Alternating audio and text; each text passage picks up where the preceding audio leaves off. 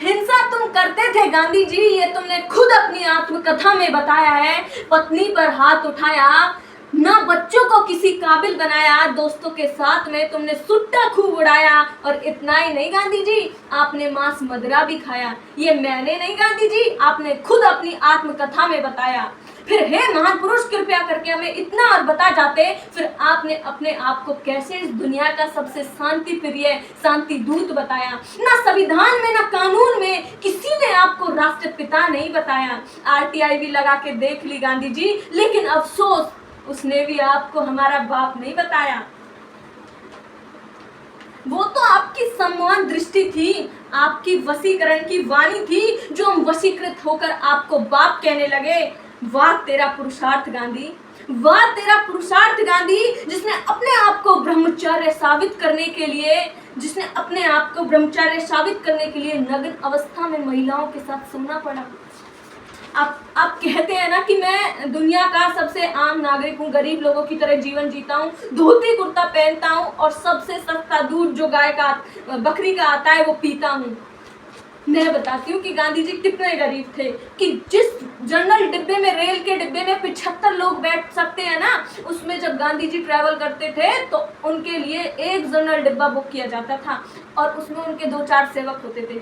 इतना ही नहीं, जो दुनिया का सबसे सस्ता दूध है बकरी का, वो बकरी को ले जाने के लिए एक अलग से जनरल डिब्बा बुक किया जाता था, क्योंकि वो गोबर वगैरह करती थी। आप सोच सकते हैं कि गांधी जी कितने गरीब थे। गांधी जी, मेरा दिल नहीं करता आपको राष्ट्रपिता कहने का, क्योंकि मेरे पिताजी कभी भी मेरे साथ में ऐसा नहीं कर सकते। आप हमेशा भारत की 20% आबादी के लिए लड़ते रहे, ना आप महिलाओं के लिए लड़े, ना आप दलितों के लिए लड़े, हिंदुओं की तो बात छोड़ो, ये सबको पता है आप किसके लिए लड़े।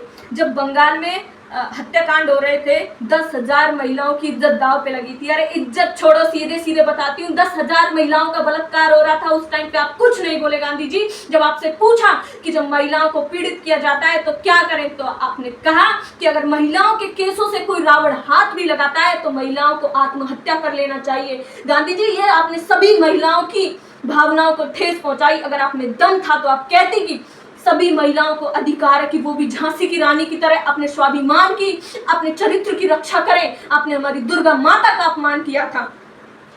हिंदुओं की तो बात छोड़ो, आपने तो दलितों के लिए भी लड़ाई नहीं लड़ी। आपने हमेशा दलितों को हरिजन कह के बुलाया। आप कभी जिन्ना की तरह कहते कि आप भी मेरे भाई हैं।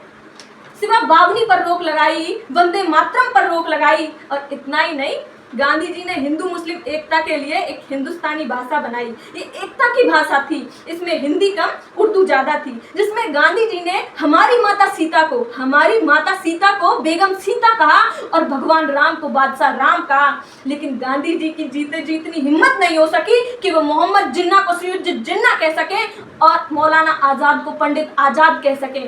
आप सब ये सोचते होंगे कि नाथूराम गॉडसे ने गांधी जी को गोली क्यों मारी। मैं बताती हूँ, 55 करोड़ का मामला था। जब पाकिस्तान के पास गोला बारूद खत्म हो गए थे, तो उन्होंने भारत से 55 करोड़ रुपए मांगे। तो सरदार पटेल ने कहा कि हम 55 करोड़ रुपए नहीं देंगे क्योंकि ये हम पे आक्रमण करेंगे। तो गांधी जी ने कहा नहीं, पाकिस्तान मेरा दूसरा बेटा है, अगर तुमने उसको 55 करोड़ रुपए नहीं दिए तो मैं आमरण अनशन पर बैठ जाऊंगा। तो उस टाइम पे गांधी जी 56वें आमरण अनशन पर बैठे थे, और आमरण अनशन केवल जीवन में एक बार होता है। तो नाथूराम गॉडसे ने सोचा कि गांधी जी तो वैसे भी नहीं मरेंगे, लेकिन हमको मार डालेंगे। तो इसलिए उन्होंने गांधी जी को मारा, क्योंकि सरकार उनके दबाव में आके पाकिस्तान को 55 करोड़ रुपए दे चुकी थी, और जिसकी वजह से महीनों तक आक्रमण किया पाकिस्तान ने, हम पे महीनों तक हमला किया। मैं गांधी जी के कुछ शब्द बताना चाहती हूँ। देखो उन्होंने क्या लिखे थे अपनी आत्मकथा में। हिंदुओं को मुसलमानों के प्रति क्रोध नहीं रखना चाहिए, भले ही वे उन्हें नष्ट करना चाहें। अगर मुसलमान हम सभी को मारना भी चाहें तो हमें साहस के साथ मृत्यु का सामना करना चाहिए। अगर वो सभी हिंदुओं को मारकर अपना साम्राज्य स्थापित कर ले तो हम अपने जीवन का बलिदान देकर एक नई दुनिया की शुरुआत करेंगे। मरकर कोई नई दुनिया की शुरुआत कैसे कर सकता है। और कहा मृत्यु से किसी को भी नहीं डरना चाहिए। मैं पूछती हूँ गांधी जी से कि गांधी जी आप कौन से राम राज्य की स्थापना करना चाहते थे? क्या रावण को बिना मारे कभी राम राज्य स्थापित हो सकता था? गांधी जी आपने हमारे सभी देवी देवताओं का भी अपमान किया है, क्योंकि भगवान राम ने भी हिंसा की थी, कृष्ण ने भी हिंसा की थी, महादेव ने भी हिंसा की थी और विष्णु ने भी हिंसा की थी। अहिंसा परमो धर्म आप कहते थे ना, लेकिन हमारे सभी देवी देवता कहते हैं कि अहिंसा परमो धर्म, धर्म हिंसा तदेव च। हम अपने देवी देवताओं का सम्मान करेंगे, हम अपने धर्म की रक्षा करेंगे। ये धर्म नहीं, धर्म ये होता है जैसे सूर्य का धर्म है कि वो हमेशा चमकता रहे।